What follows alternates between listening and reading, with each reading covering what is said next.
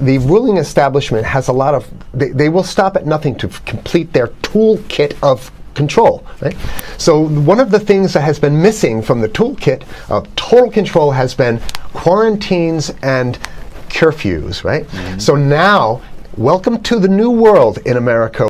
If the ruling class ever saw wide-scale civil unrest, you'd see an Ebola outbreak in America right away. Okay, so this is, what you see is that Ebola is another tool in the toolbox of the ruling class control. Yeah, to keep down absolutely, repression. positively, 100%. This is a tool. The point is to get hundreds of thousands of people infected with it and create the next phase of control. Now, one of the things I'd like to show to back up my my claims here. Here's a document from the Rockefeller Foundation. Rockefeller Foundation, right there. You can zoom in on that, where my finger is. It's called Scenarios for the Future International Development, the Rockefeller Foundation. All right. Okay. Let's take a look at what they're saying here. This is something like a 50, 60-page document. I'd like you to go to page 18, if you can look at this up on the internet, but I'll read it off to you. It's called Lockstep. Lockstep. In 2010, they published this, Rockefeller Foundation, and here's what they're saying. They're saying that they call it a scenario. These are scenario narratives, and they speak about it in the past tense. So they put out this scenario, Lockstep. A world of tighter, top-down government control and more authoritarian leadership with limited innovation and growing citizen pushback. Okay, I'll read a little bit of it. In 2012, the pandemic that the world had been anticipating for years, nobody was anticipating a pandemic, finally hit. Unlike 2009's H1N1, this new influenza strain originating from wild geese, they use some scenario, but this is Ebola they're talking about. Ahead. Even the most pandemic-prepared nations were quickly overwhelmed when the virus streaked around the world, infecting nearly 20% of the global population and killing 8 million in just 7 months, the majority of them healthy young adults. The pandemic also had a deadly effect on economies. You can see the agenda.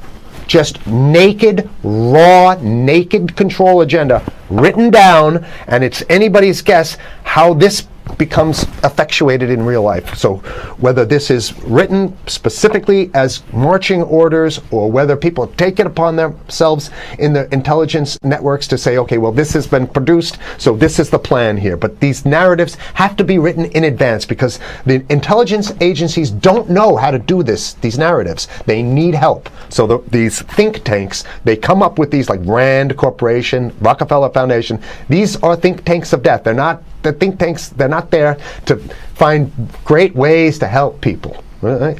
Okay, the pandemic also had a deadly effect on economics. International mobility of both people and goods screeched to a halt.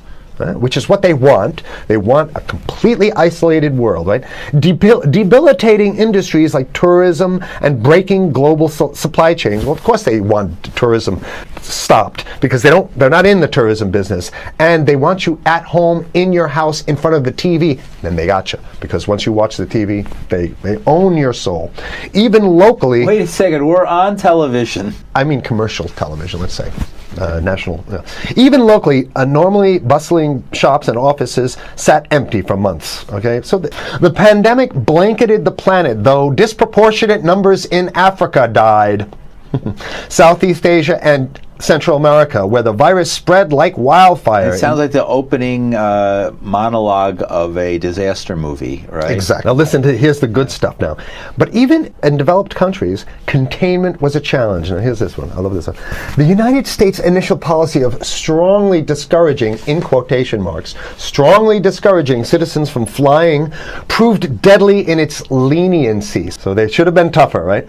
Accelerating the spread of the virus, not just within the United States, but across borders. However, a few countries did fare better. China in particular.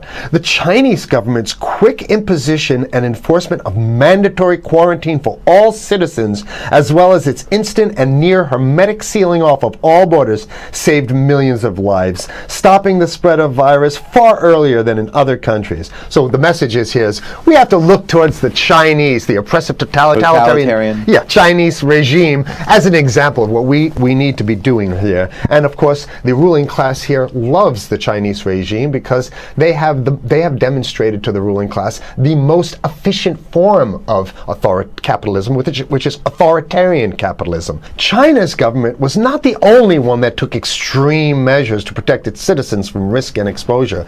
During the pandemic, national leaders around the world flexed their muscles, flexed their authority, and imposed airtight rules and restrictions, from the mandatory wearing of face masks to body temperature checks at the entries to communal spaces like that's what's happening right now. Yeah, there's some good stuff. Listen to this. And even supermarkets, they want body checks at supermarkets, okay? So basically what they're saying is they're building a system where every move you make, you got to go through them. Even after the pandemic faded, this more authoritarian control and oversight of citizens and their activities stuck and even intensified. In order to protect themselves from the spread of increasingly global problems, from pandemics and national terrorism to environmental crisis and rising poverty, leaders around the world took a firmer grip on power.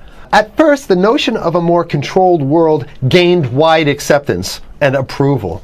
I'm sorry, nobody likes this stuff. Citizens willingly gave up some of their sovereignty and their privacy to more paternalistic states in exchange for greater safety and stability. I mean, that's just a complete naked contradiction to the famous saying that if you think you're going to give up a little bit of security, I mean, if you're going to give up your freedom for security, you're going to get neither. They want to get more control, more and it's going to be curfews and quarantines. Unless we can break through the apathy, because that's what we have here, then it's going to be a slave state here. The ruling class doesn't seem to have too much resistance. They're getting everything on their Christmas shopping list, and they've been wanting quarantines and curfews for a long time. Now they got it. And if you want to live in a world where you're tricked into all this stuff because it's for your safety, right? And if you want to have a probe and make sure you got to check your pockets, make sure you don't have anything incriminating on you before you go out, and when you step out of your house, you want some police there to monitor and see what you're doing. If that's the world you want to live in, be apathetic, don't do anything. You're going to get that world very soon. It's coming your way, definitely.